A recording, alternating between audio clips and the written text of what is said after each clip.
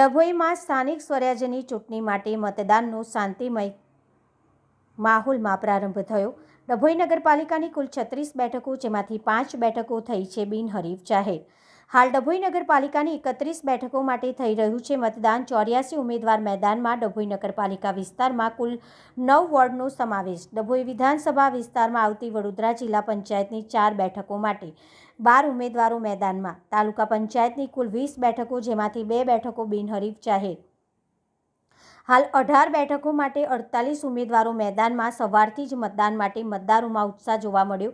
મતદાન બૂથ ઉપર મતદાતાઓ કતારમાં જોવા મળ્યા।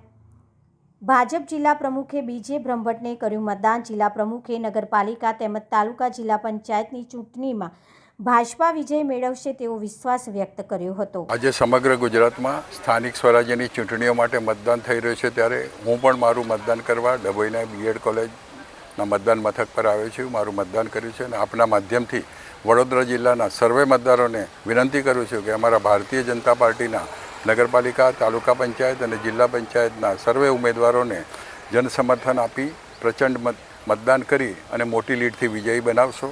ચૂંટણી અગાઉ જ ભારતીય જનતા પાર્ટીએ વડોદરા જિલ્લામાં 40 બેઠકો બિનહરીફ કબજે કરી છે। 4 જિલ્લા પંચાયત, 19 તાલુકા પંચાયત અને 17 નગરપાલિકા। અને ત્યારબાદ પણ અત્યારે જનતામાં ભારતીય જનતા પાર્ટી તરફ પ્રચંડ જનસમર્થન દેખાઈ રહ્યું છે। સમગ્ર જિલ્લામાં કેસરીયા લહેર છે। ત્યારે આજે મતદાન દ્વારા ભારતીય જનતા પાર્ટીના બાકીના ઉમેદવારો નગરપાલિકા, તાલુકા પંચાયત અને જિલ્લા પંચાયતના મોટી સંખ્યામાં અને મોટી લીડથી વિજયી બનશે એવો અમને વિશ્વાસ છે। અસ્તુ, વંદે માતરમ, ભારત માતા।